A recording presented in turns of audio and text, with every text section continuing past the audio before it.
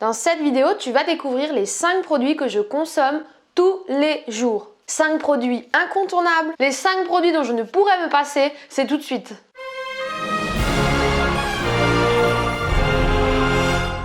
Bonjour à toutes et à tous les amis et bienvenue dans cette nouvelle vidéo. Comme vous l'avez compris les amis, aujourd'hui je vais vous proposer une vidéo dans laquelle vous allez découvrir les 5 produits que je chéris tout particulièrement. Pourquoi? Parce que ce sont des aliments à la fois goûteux, passe-partout, très riches en nutriments et en bienfaits pour ta santé, pour la mienne aussi.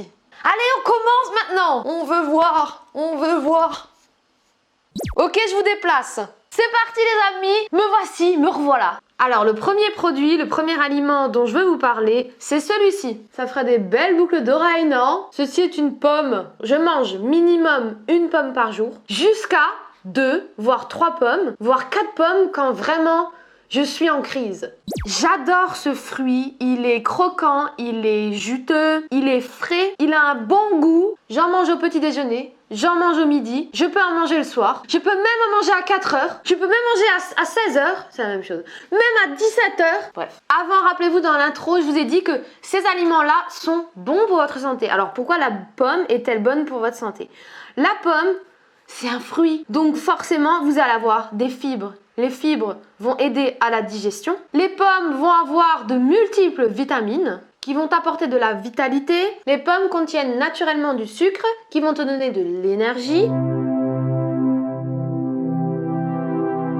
Mais l'avantage de la pomme et de tous les fruits en général, certains plus que d'autres, c'est que comme il y a des fibres à l'intérieur, les sucres sont digérés plus lentement. De ce fait, tu ne vas pas avoir ce pic glycémique qui va te fatiguer et va te donner envie de manger encore plus de sucre. Non, les sucres là, grâce aux fibres, vont se comporter comme des sucres lents. Par contre les amis, je mets un bémol sur la qualité de votre pomme. Là, je ne parle pas de sa race, ni même de sa variété. Mais je parle de son mode de production. Dans l'agriculture intensive, vous en avez sûrement entendu parler, mais ils utilisent pas mal de produits chimiques qui vont aider à les faire pousser plus vite, à les protéger de tout ce qui est insectes et autres nuisibles, mais aussi des produits qui vont permettre de les conserver très longtemps. Honnêtement, quand vous avez une pomme qui, un an après, a exactement la même gueule, on peut quand même se poser des questions, quoi. Je veux dire, même nous, un an après, on n'a pas la même gueule. Donc une pomme, une petite pomme. Bon, ces pommes-là, en l'occurrence, je les ai achetées hier sur le marché hebdomadaire de ma ville. Elle vient d'une ferme locale qui est en raisonnée, donc qui utilise certains intrants chimiques, notamment pour la faire pousser, mais qui n'utilise pas de produits chimiques pour la conserver. C'est un compromis qui me semble acceptable. Donc j'ai acheté. Sinon, petite astuce, si vous êtes frontalier, vous vivez pas loin de l'Allemagne, sachez que eux, leurs fruits et légumes bio sont beaucoup moins chers que chez nous. À savoir que la grande distribution ne se reverse pas une marge aussi énorme que chez nous. Donc ici vous voyez en fait ça c'était des pommes bio que j'avais achetées dans un Aldi Sud en Allemagne et donc qui étaient à 2 € le kilo. Bref, sur ce les amis, et pour effectuer une transition vers le deuxième produit, je vous dirais que il m'arrive très souvent de manger une pomme au petit déjeuner avec des flocons d'avoine. Je prends des flocons d'avoine, je mets le deuxième produit dont je veux vous parler, à savoir de la cannelle. Je mets de l'eau chaude et je fais gonfler. Avec ça, une petite pomme, voire 2 petites pommes. Silence, toi le téléphone. Excellent. C'est de toute beauté. Je me mets même à bigler, tu vois. Excellent. Mais excellent. Attends. C'est trop bon. Et en fait, même quand je mange des pommes comme ça, je suis obligée de mettre de la cannelle. J'adore tellement ça. Mais je mets pas un petit peu de cannelle, tu vois, je mets beaucoup de cannelle. Si bien qu'à un moment donné, j'avais coupé une pomme, j'avais mis de la cannelle dessus et j'avais donné à mon père pour qu'il goûte. J'ai dit, tiens, une bonne pomme. Et il me dit, c'est pas une pomme à la cannelle, hein, c'est de la cannelle à la pomme, il m'a dit. Il sentait que la cannelle dans la bouche. Moi, ça ne me dérange pas, voyez-vous, j'aime même beaucoup. Je vous encourage d'ailleurs à utiliser un maximum d'épices. Curry, cumin, herbes de Provence, poivre, coriandre, etc. Ça donne du goût. Et selon les épices, ça a bien d'autres vertus. Par exemple, la cannelle, ça va te permettre de beaucoup mieux métaboliser le sucre. En plus, ça a un petit goût sucré, donc pourra même éventuellement remplacer le sucre ajouté que tu as l'habitude de mettre dans tes plats.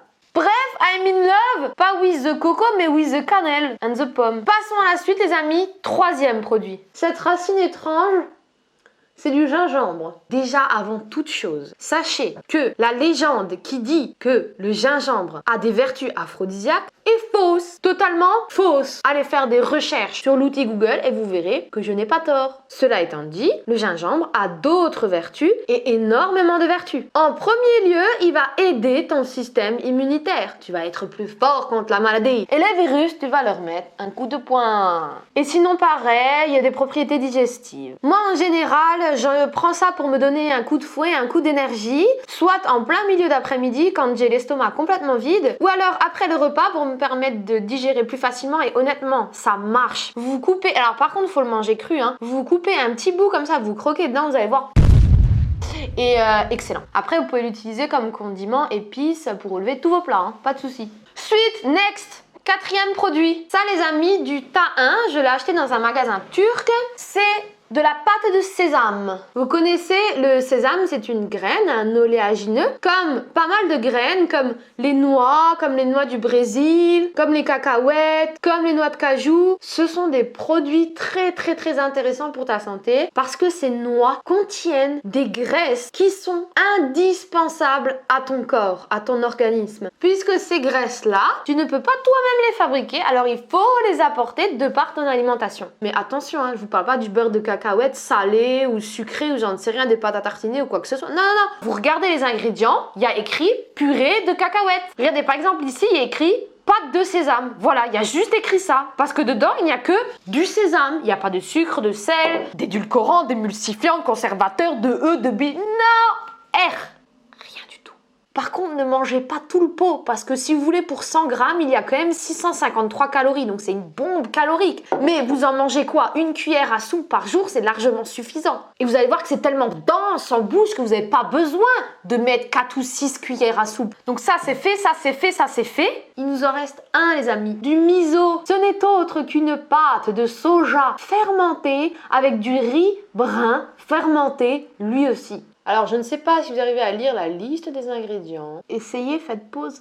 Ou sinon, je vous le lis. Ingrédients: fèves de soja dépelliculées à 46%, riz complet à 36%, sel marin et de l'eau. Tout, bien sûr, est issu de l'agriculture biologique. Alors, pourquoi j'utilise ce produit? Pour saler mes plats et leur donner du goût. En fait, je n'utilise plus de sel. Vous l'avez compris, c'est pour saler mes plats. Il y a 11 grammes de sel au 100. Donc, c'est un produit hautement salé et c'est pour ça que moi, j'utilise comme condiment, comme sel, quoi. Mais avec une valeur ajoutée non négligeable, hein, puisque vous allez avoir 11 grammes de protéines pour 100 grammes de produit, 5 grammes de fibres et au total que 158 calories pour 100 grammes de produit. Donc il n'y a que des avantages en plus d'avoir énormément de nutriments à l'intérieur. Le riz et le soja ne sont pas pasteurisés. Donc les vitamines, les minéraux, etc. sont conservés. Bref les amis, l'objectif ce n'était pas de faire une vidéo de 25 minutes parce que j'ai pas envie de vous endormir. Si vous voulez dormir, vous allez dans votre lit, il n'y a pas de souci. Mais l'objectif était bien de vous montrer les 5 produits que moi j'affectionne tout particulièrement, que j'utilise absolument tout le temps et qui sont très bons pour la santé. Donc que vous pouvez également acheter, essayer et me dire ce que vous en pensez. I love you, bisous, à bientôt. Je lance le jingle.